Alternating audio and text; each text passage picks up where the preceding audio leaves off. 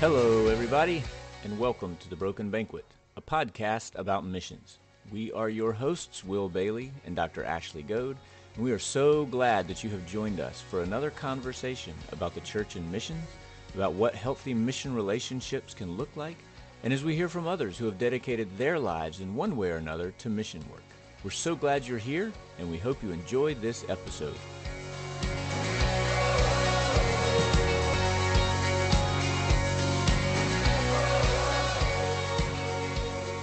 Hey, Ashley. Hey, Will. How are you? I am so excited. How are you? I'm fine. It sounds like you're excited. What's up? You got a big trip coming up or something? I've got a big trip coming up, and you happen to be going on a trip at the same time To the same place. to the same place. Oh, I'm so excited. Where are we going? The Holy Land. We are going to the Holy Land again. Again, I leave a week from today. When do you leave? 2 days after you. Okay. So yeah, we're gonna overlap. We're gonna overlap in the Holy Land. Oh, we could not You have know, I planned got this better. I gotta say, the first time I was invited to go to the Holy Land, it wasn't something that was like on a bucket list. I hadn't given it a whole lot of thought. One of the churches that works with us in Costa Rica invited me to go with them. They actually invited Yolanda and I both to go with them, but I think Isabella was too. So I went to the Holy Land and kind of thought this will be like, this is my shot. I need to go now because, I need to take advantage of this opportunity. Never would I have imagined that I'm getting ready for my third trip to the Holy Land with really high hopes of continuing to go. I know there's some people who they go once and they enjoy it and that's it. They went. And I am not one of those people. There's just something about it that I really hope I can continue to make that pilgrimage over and over and over again for the rest of my life. Well, the first time I went was with my church here at First Methodist, and Stefania came with me, and we had been planning the trip for a while. Well, she ended up getting engaged and getting married, so we were kind of on her honeymoon without her husband. And then the second trip was not even a month after I got married, so we were again in Israel with 30 people on my honeymoon. So this time I'm looking forward to going and it not being right after a big occasion. Mm. Nobody's honeymoon. I just get to enjoy it. But what I am excited about is so many of our friends, our missionaries that have been on the podcast are going to be on this trip with us. Yes, that is going to be super cool. The Nate Hutchison is going to be there. Stefania and Dragos are going to be there. Jessica is going to be there. John Woodward is going to be there. We haven't talked to Igor and Olga yet, but eventually they will be on this podcast, and they're going to be there. So it's gonna be like not just a First Methodist Church Shreveport Global Mission Partners reunion, but it's also going to kind of be a Broken Banquet reunion. It really will be. So hopefully we can have a good recording of all of us in the room together and have a future episode. That would be amazing. Amazing. Good job, Will. Very good. Yeah, yeah. I'm learning. Uh, Well, Ashley, today we just mentioned her, Jessica Weaver, who's going to be with us in the Holy Land, and we got a chance to talk to her a month or so ago about the work that she does in. Not, she's based out of the Czech Republic, but she's all over Europe. And of course, the running joke with Jessica is that she's actually a CIA agent because she never sometimes can't give us specific information about where she actually is, which sort of causes some doubts about what exactly she's doing there. But we believe her. Double O, Jessica. So here's one of the things that I've been thinking about since we recorded this interview, Ashley, is how a lot of times the situation that missionaries and missionary families find themselves in wherever they're serving is that there's a community around them there. It may not be the community that they're from, but there is a community that they become a part of. I know that's true for us. It's been true for the other people that we've interviewed on this podcast. So there's, you're worshiping in that community and you're, shopping and you're getting to know people in the community and you're part of the community. But that's not always the case. And because of the kind of work that Jessica does, and because she's constantly on the move, she isn't really tied to a specific community, but she also is. She's tied to your church and your community. And I think it's clear during this interview how important that is to her. Um, Well, and something we've spoken about too is that one size doesn't fit all. So my relationship, our church's relationship with all of the different partners that we have, each one is unique into itself. And our relationship with Jessica is so wonderful. You know, her mom and her stepdad are here at our church, and that's how we originally were introduced to each other. And Jessica and I and our global mission committee have formed such a bond that I feel like we never end a conversation, that we just continuously keep the flow going. So from day to day, I talk to Jessica as much as I do any of our other partners, if not more of it's just a constant, hey, how's it going? What Netflix movie did you watch today? Who did you talk to? What country might you be in today?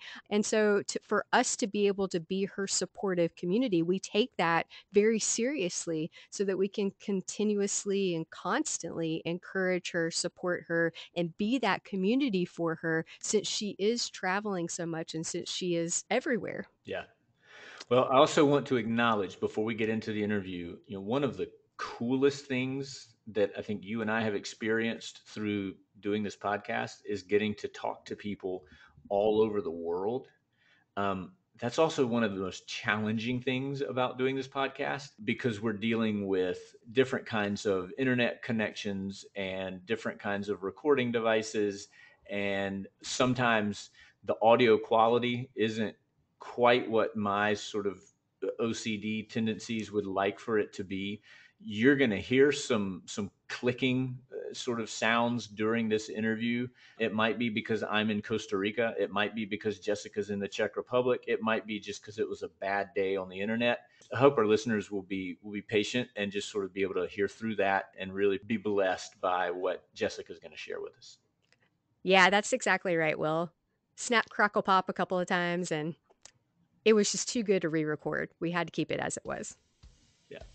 So, friends, without further ado, Jessica Weaver.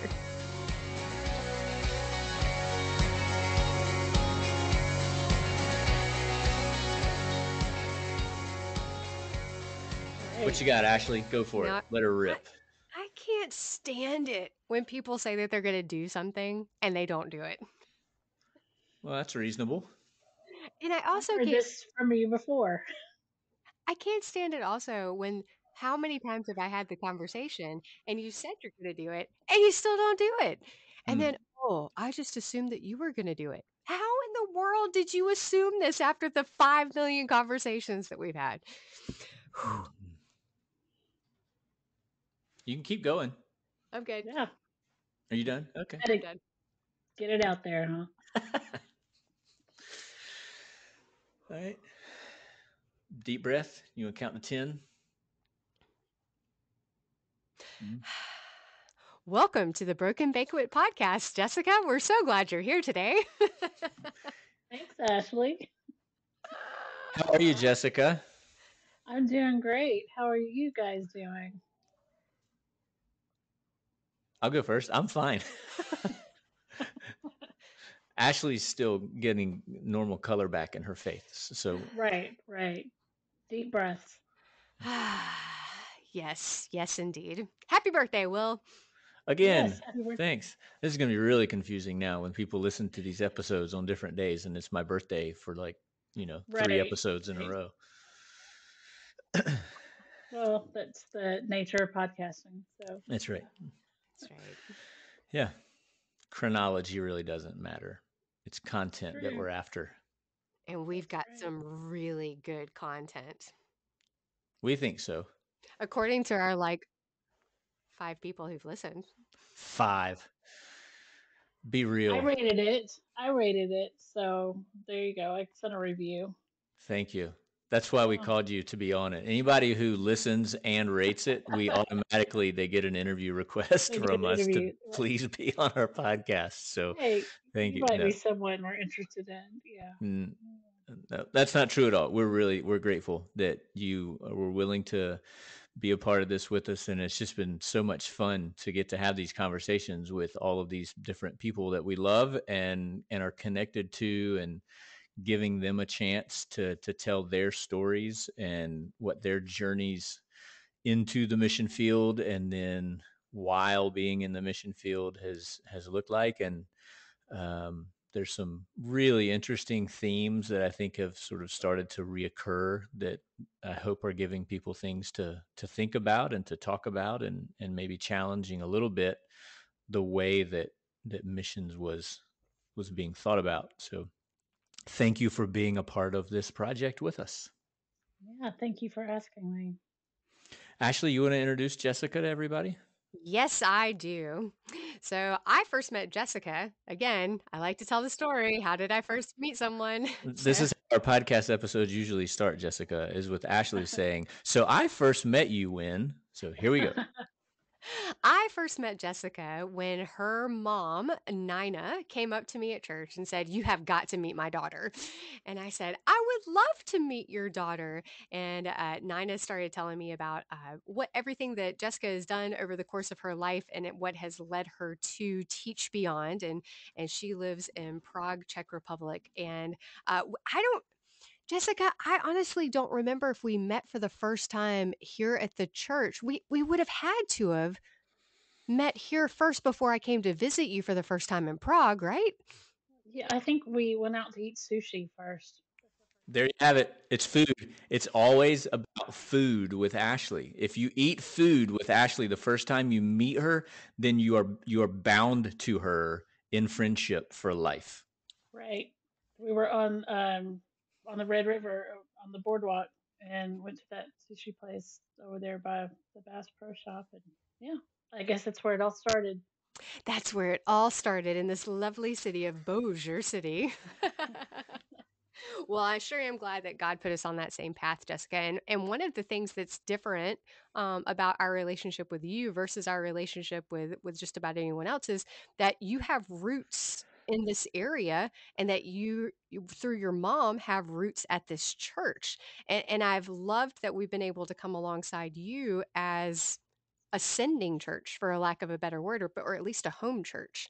And that's meant a lot to me because we don't have that relationship with any of our other global mission partners. So we have that special connection with you as you're one of our own, and we try to continuously send and support you as you go. Yeah, I definitely think of you guys as my sending church because of the just the richness of the relationships I have there. I grew up an hour away from Shreveport in Texarkana, Texas.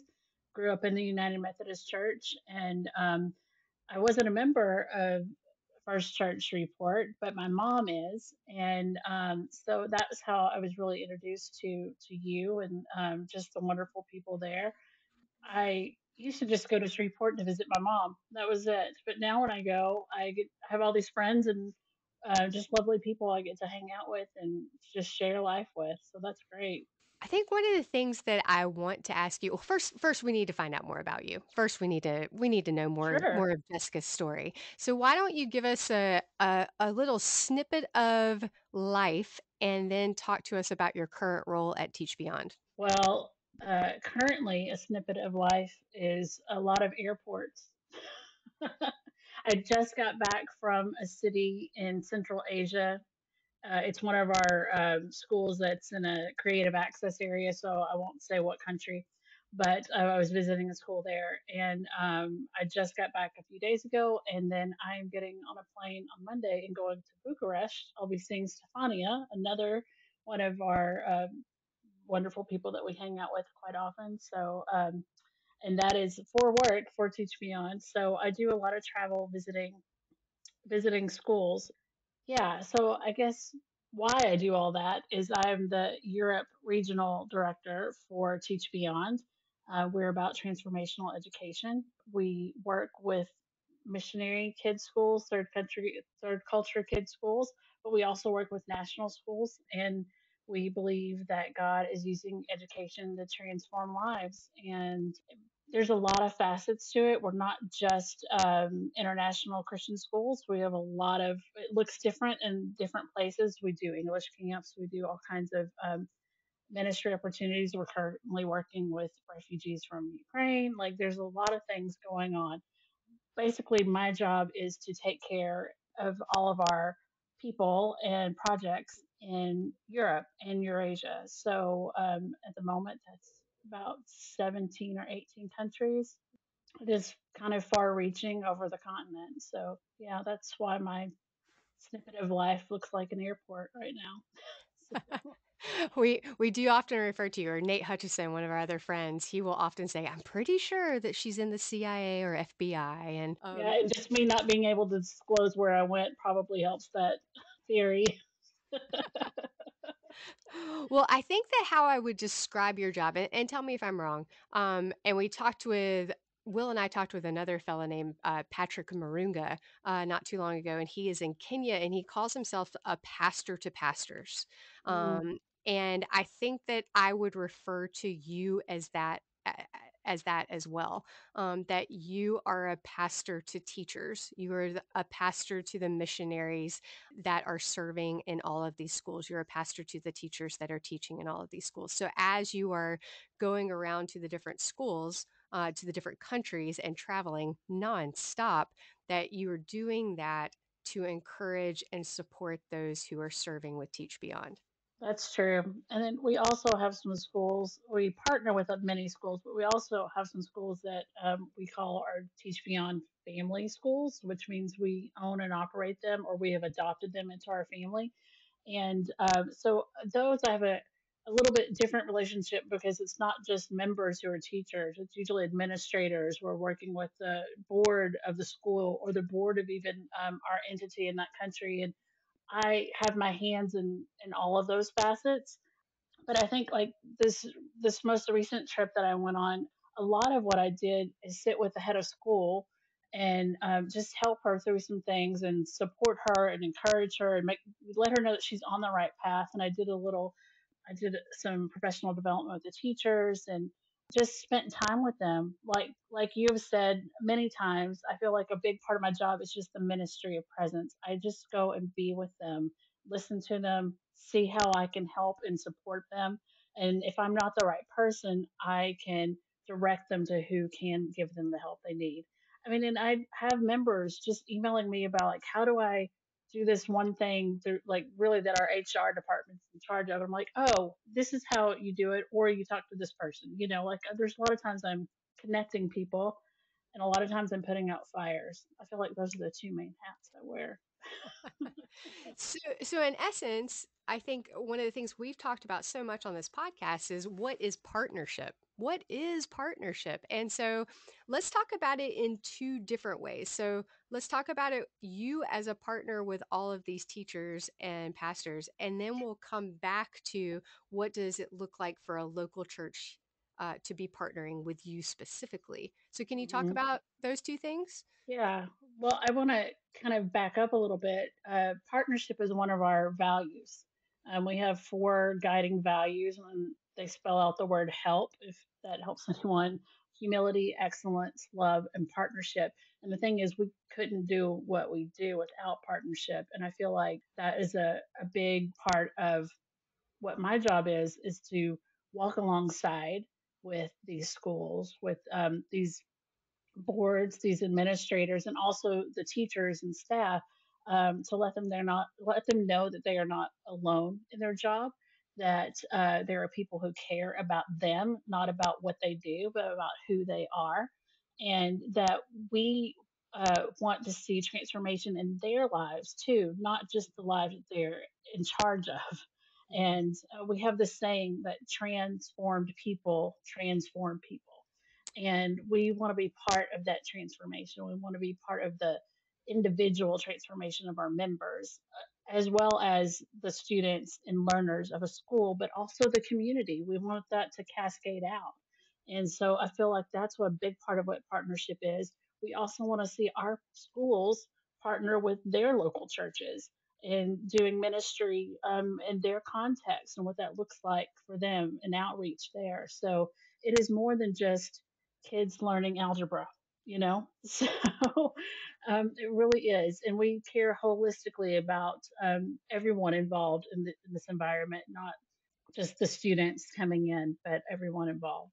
And to answer your second question about how local churches can partner with me specifically is, or how that affects me is it is, I'll just kind of talk personally about how I feel when I open up my mailbox and there are two cards sitting there from some members of your church, you know, and it makes me realize that I am not doing this ministry alone. This is not just what I am doing, that these people are back in Shreveport praying for me, holding up my hands like Miriam and Aaron were holding up Moses' hands. I know that I'm not alone, and that means more to me than anything else, really and truly. I had a medical issue a couple of years back, and I happened to be in Shreveport when it happened, and that church just came around me and loved me and took care of me. And they didn't do it just because of my mom, you know. Right. So, you know, and that was, it was humbling, but it was so touching, and it has enriched my life so much because I have been on the field for 12 years. This time around, there was another time that I was on the field for about three, and had not been associated with First Church Shreveport that whole time, and I can tell a difference. I can tell a difference in my life. I can tell a difference in how I interact with others and how I feel supported. I feel the prayers, and I don't even know how if I can put it into any more words than that. It's just an amazing experience. Jessica, how long have you been in Prague? I've been in Prague for 12 years. I just in August I just celebrated 12 years, and I was in another town in the Czech Republic for 3 years before that. But there was a space of amount of time. So I taught in another town in the Czech Republic for 3 years. I came back to the state. That's the coldest place on earth. Yeah, you did go in the winter when it was very cold. It snowed the whole day, like it was crazy cold. That was my life for 3 years. So, No, thank you. No, thank you. yeah, and I had to walk everywhere, so it was crazy. And this girl from Texas, I didn't even have a coat. Like when I first moved there, it was just crazy. But so I taught English there at a Czech high school for 3 years with a different ministry, and then I came back to the States for about 4 years, and then I moved back to Prague in 2010 and have been here. I originally moved back with the same ministry that I taught with. That ministry kind of folded because of financial reasons in 2014, and Teach Me On basically wrote a job description, created a job for me to kind of pilot the same program I had been operating or overseeing for this other ministry. Okay, so I don't know if you really moved to the Czech Republic without a coat, but even if that was just a joke, it makes me wonder about preparation. We've talked about preparation with other missionaries. What was that process like for you of preparing to go or to be sent into a community, and then how much of that preparation was actually helpful and relevant? How much of it really was just you sort of adapting once you got there? Can you talk a little bit about sort of what that process was like for you? Yeah, gosh, and that was so long ago. But to clarify, I really did not have a coat. I had a jacket. I was from Texas. We didn't need, like, I just really, but I knew that I was going to buy a coat when I got there. But I figured I'll buy it when I get there instead of taking up valuable packing space I see. with a coat. But I didn't have a coat. And I didn't have boots. So, like, I remedied those pretty quickly. Kind of preparing. So the organization I was with before, we had a 4 week training before we went on the field, and it was 4 weeks because we were preparing for the places we were going, but we were also getting a certificate to teach English as a foreign language at the same time. So there was a bit of study and then also learning. I think I was prepared somewhat. I don't know if you could ever be fully prepared. I think people could tell you things till they're blue in the face and you just won't get it until you experience it. But the town that I moved to, only four of us Americans moved to this town, and no one from our organization had ever been there before. Oh, We were the wow. first ones, and we were the first Americans in this town. And so we definitely were not Good prepared because no one gracious. knew what to expect. And so, yeah, it was a bit of a pioneering kind of thing. And I mean, there was a lot of aspects because I was also learning teaching too for the first time. So I had to kind of navigate a class, running a classroom, but also living in a new culture. So there were some things that I did understand quite quickly, and they did prepare me for certain situations, but there were some things I just did not understand until I lived them. And even just teaching British English instead of American English, huge difference. I learned quickly that some words do not mean the same thing in British English that they do in American English. I won't share my stories here because some of them are not appropriate.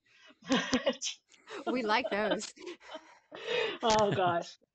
I think really like in moving to the Czech Republic the first time, and really that first year, it was a lot about learning about myself. I'll be honest, and really relying on God in ways that I had never had to before. And I found myself in a place where I was lonely for the first time in my life. I'm one of those people who loves to be by themselves and can entertain themselves, and just I'm an introvert, and I really enjoy it. But I was in this place where I knew nothing. I didn't understand the people around me. I didn't understand how to buy vegetables in the grocery store. I mean, I would get yelled at because I didn't speak Czech. I did have a teammate, and we shared a flat, and she worked in the next town over. It was about a 30-minute train ride, and she would stay very late at her school. And I found myself just alone all the time, even though there were two other Americans, but I was just lonely. And I even said to my roommate at the time, I was like, I am really lonely. Can we come up with some ways where at least there's some days you come home early or whatever. And the very next day, she came home even later than she ever had before. And I just realized, okay, it's just me and God, you know? And, I mean, I just realized I can't count on her, and I can't put my happiness on someone else. I have to really focus on God. And God met me, I'll be honest. But I spent a lot of time in the afternoons just sitting with God saying, okay, God, what are we going to do this afternoon?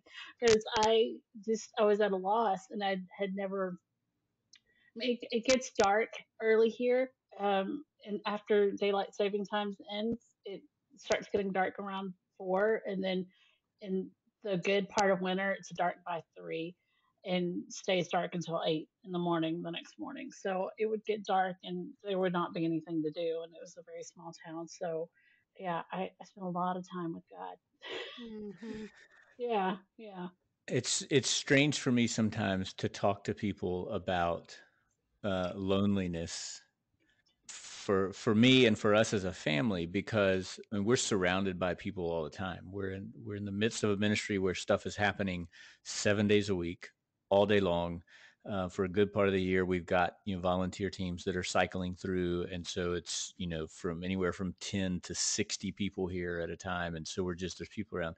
And, but in spite of that, this can be very, very lonely, which I hope will sort of reinforce for people how important these kinds of relationships that we're talking about building between churches and missionaries and their communities, how important that is. Because I mean, how I don't want to try and sort of put words in your mouth, but I'm just imagining as you were talking about that sort of season in your life compared to the season you're in now, where you're getting those letters in the mailbox, where you're having monthly Zoom calls with other missionary families around the world, and hopefully feeling like you're part of a community.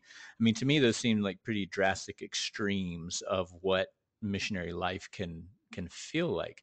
Am I reading too much into that, or I mean, do you No, feel like a big part of what makes one of those things different from the other is the fact that there are churches and people who have said, we will be with you.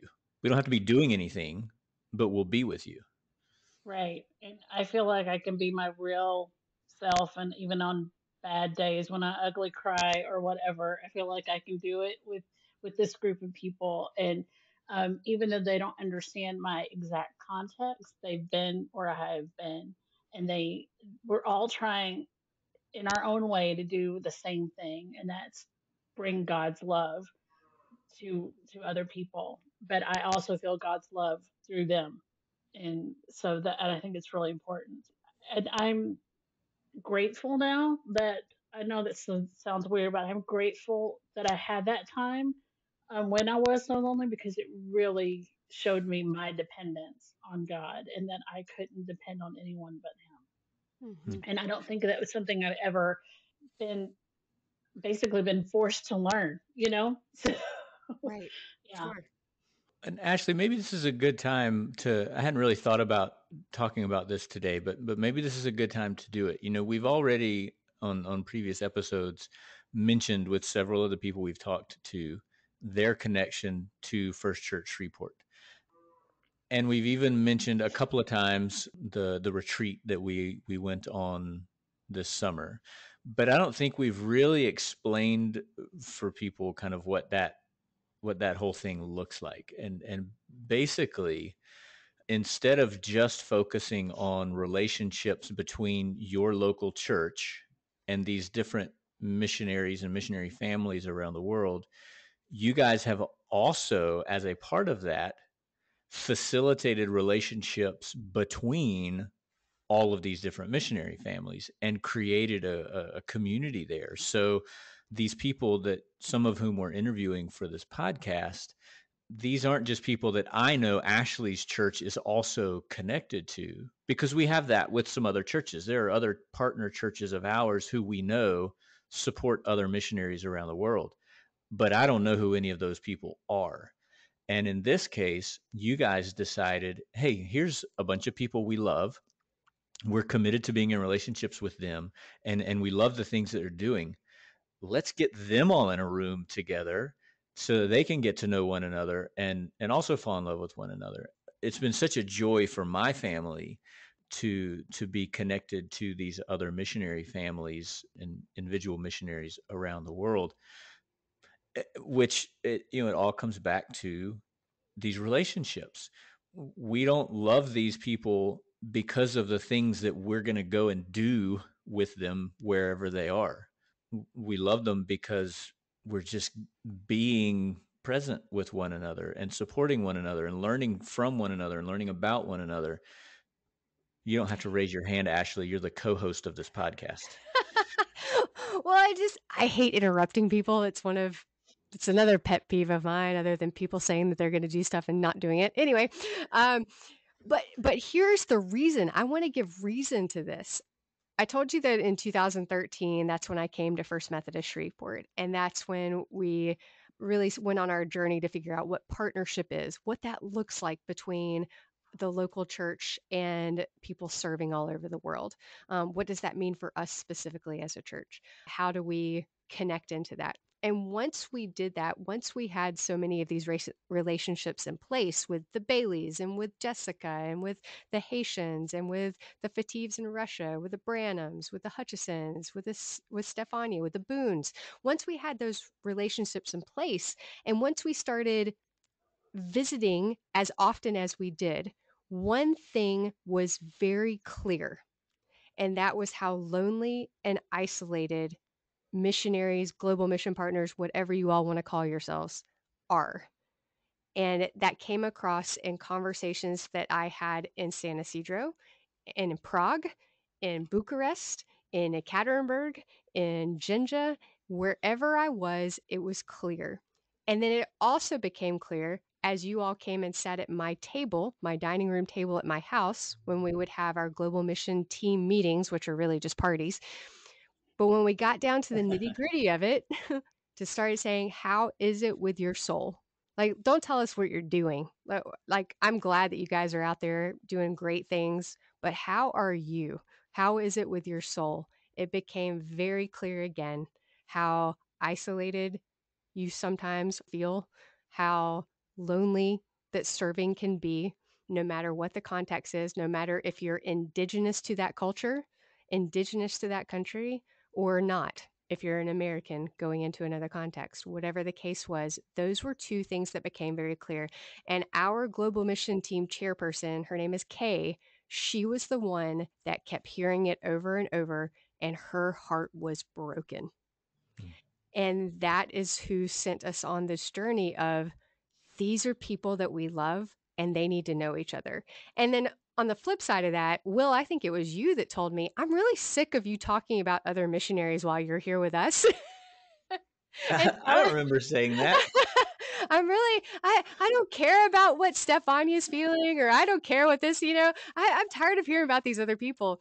And that's when it hit me, you all need to know each other. So every time I was with one of you, another characteristic would come up and like, oh, Jessica, you need to meet Rob. Oh my gosh, you guys are going to love each other.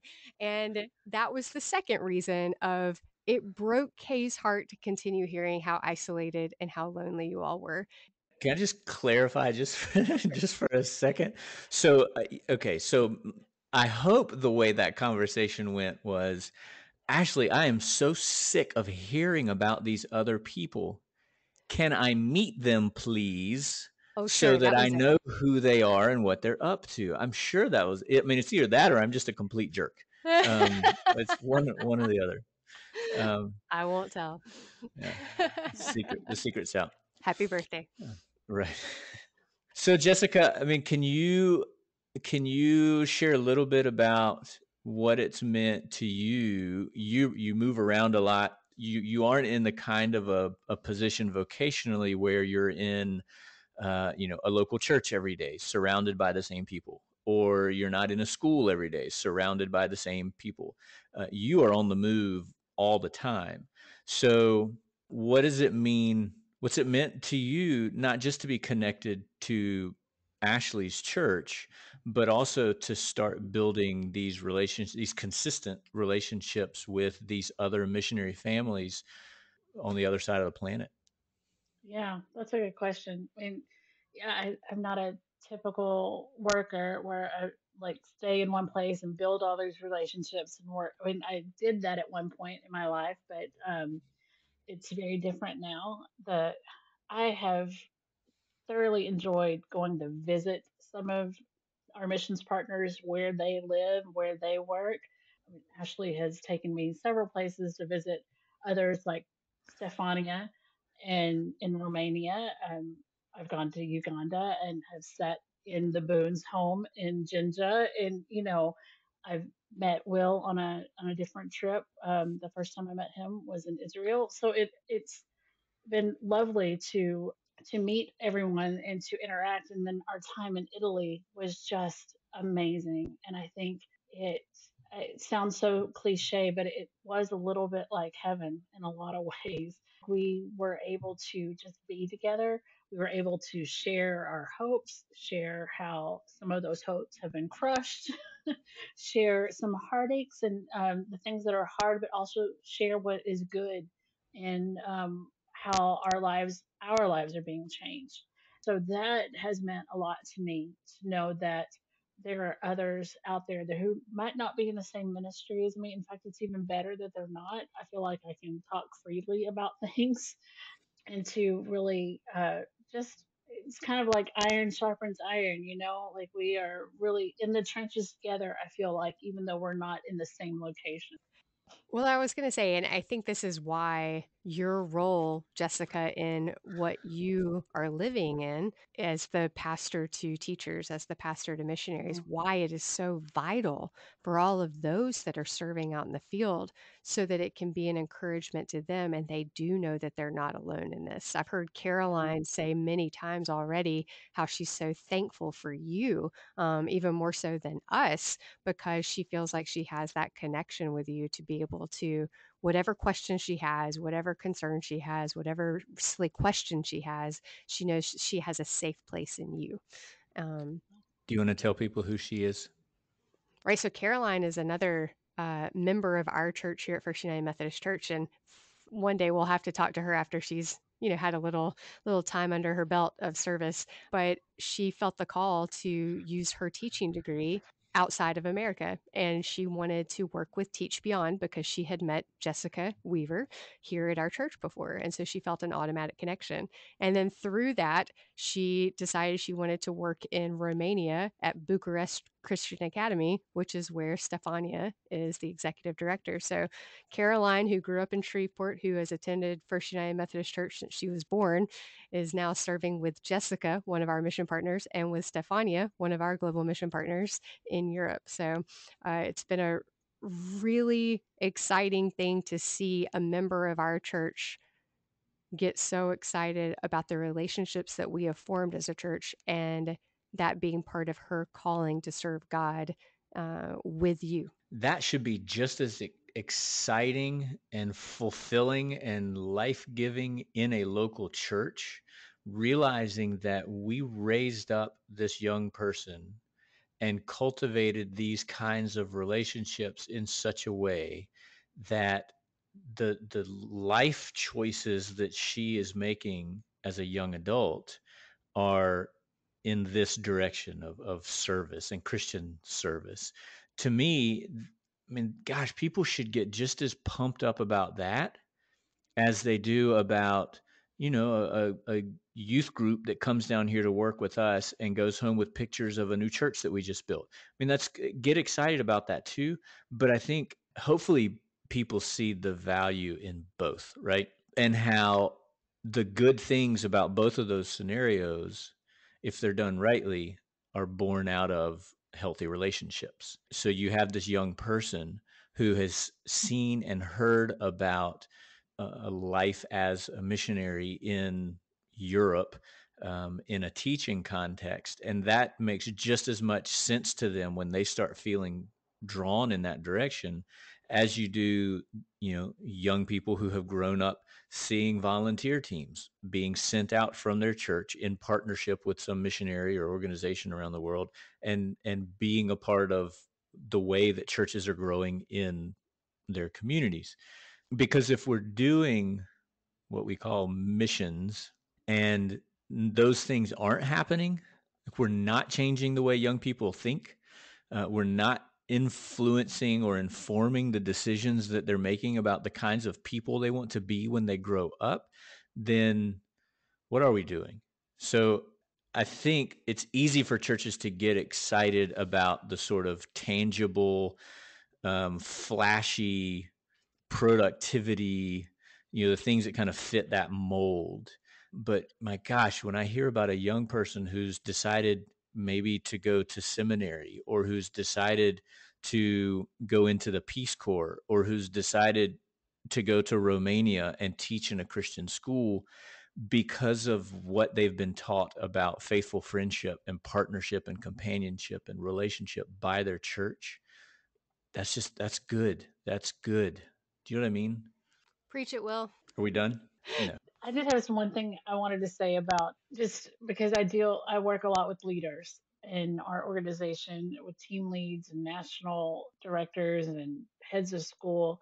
And those, we've been talking about loneliness, and I've just been thinking about how their jobs are very lonely.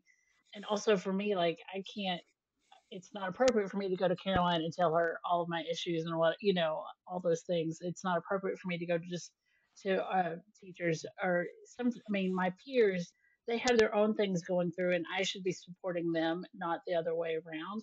And I have that in this group.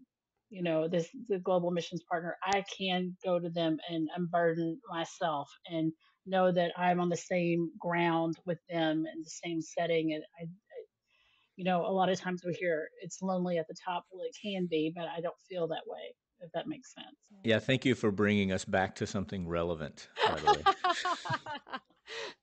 We tend to go off on tangents, chase rabbits, squirrels, all those things. I know nothing about uh, Jessica, what are some of the challenging things in your ministry? Wow. I live in a place where building relationships is difficult. So there is that.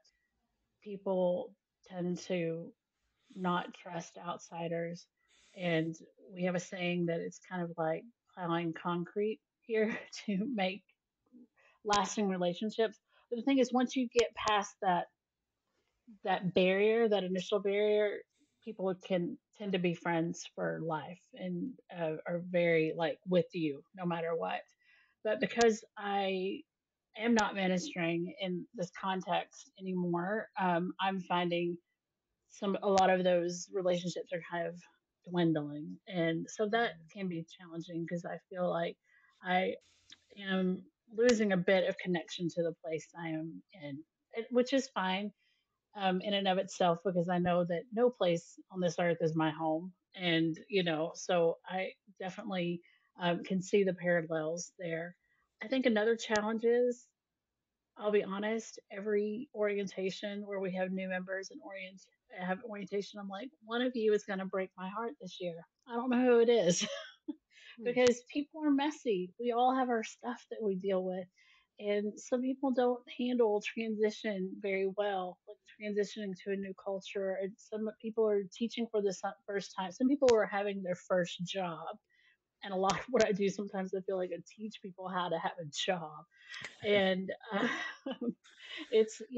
and I know that someone is going to have a really hard time and it's going to affect me. And sometimes it affects me really in my heart hurts for them because I know that it's just some things that they need to work on, not because they're bad people, because we all have our things, we all have our things. And being in a new context makes some of those things come out even more and makes it really difficult. So I'm just trying to figure out how to deal with people in the mess, and still be loving and kind even when people frustrate you. I think that's a big challenge.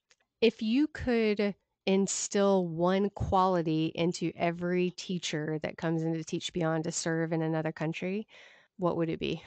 An attitude of learning Mm. and you don't know it all. Being humble, that's our first value. Like it's just being humble. Yeah, I think working and living cross culturally comes with a lot of challenges, and it's hard to see your blind spots. It's hard to see when you are sometimes causing some faux pas, or not realizing that you're a bull in a china shop when you should be very gentle. Yeah, and I think just that cross cultural communication aspect can be so difficult, and I think even being in like an American type school, it's still going to be a different culture because of all the different international flavors that are going into it. So I think that learning attitude is really, really important. I baited you completely on that because that is humility is one of the main themes that I believe has run through all of the episodes of this podcast is acting with humility. And isn't that something that Jesus taught us so Yeah, incredibly well? That if we just learn that lesson of acting humility, no matter what the situation, where we are, who we're serving, who we're communicating with, any situation, no matter if it's a cross cultural situation or in my own culture, in my own Jerusalem, it yeah. humility is an incredibly important quality. Jessica, what's the most exciting thing that you see going on right now in the schools that you're connected to, with the partners that you have there, the teachers, the administrators? I think some of well, number one, just going into schools and seeing the kids is just lovely. I love it. I love seeing their little projects. I love seeing whatever, sometimes I get to visit their chapels and like all that is very cool. But actually recently I went to the school here in Prague, the Christian school here in Prague. I'm on the board of that school as well, but we have a lot of Teach Me On members. And I went to their chapel and there were so many kids from India there. I had no idea we had such a huge population from India, and it's new in the last few years. So I just think number one, just seeing all these different nations come together, I think that is exciting. I love hearing stories from our teachers and other staff members of just the light bulb going off. Kids, when I was a teacher, that was my favorite thing, is to see the light bulb going off. And when I hear their little stories of, kids kind of getting it, and how Bible class or chapel is really affecting their lives, but not only their lives, but they're bringing it home with them, and they might be from unbelieving homes. I think that's exciting. And the fact that we are caring more for just, can this kid perform well in school, but how is their heart and how are things going for them? I think that's exciting, just to see how other schools that we partner with have the same view of just holistically being there for those children. Yeah. That's amazing. Awesome. Well, we love you, Jessica, and we're so thankful that you have joined us today on the Broken Banquet Podcast. And we appreciate your time, we appreciate who you are, and we appreciate all of the love that you give, especially to all of the teachers you walk alongside in everyday life. So thank you for following that call that God has put in your heart and following it so really well. And we're thankful to be in partnership with you too. And I'm thankful to call you a friend. Mm, thanks, guys. This has been fun. It was great to have you, Jessica. Thanks so much for taking the time to do this. You're welcome. Bye, Ashley. Bye, Will. Bye, Jessica. Bye, Will. Bye, Ashley. Bye, Jessica. You want to say happy birthday to me one more time? Hey, happy birthday, Will. Happy birthday. Thank you. Bye-bye. Bye-bye. Bye.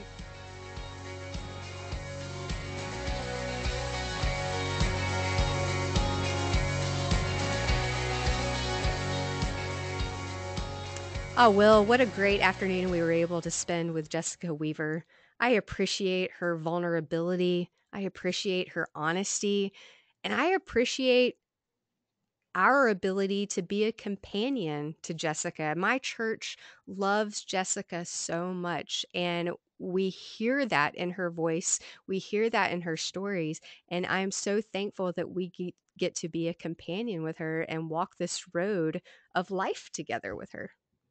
Yeah. Yeah, I can relate. We're in a ministry where we're surrounded by people, but it can still be really lonely sometimes. And so I'm thankful that you all are that for us, and that you're that for Jessica, and that you're that for Stefania, and for the Hutchisons, and for the Boones, and for all of these different ministries and families that you all have committed yourselves to being faithful friends to. So God bless you for that. It's an honor. It goes back to that word, abide. I do really feel that the calling of the church as a whole is to abide with God and to abide with each other. And if we can just get those couple of things right, well, maybe that banquet table will be whole again. Amen. Great to see you, Ashley. You too, Will. Listeners, thanks for joining us again on the Broken Banquet Podcast. Bye, Ashley. Bye, Will.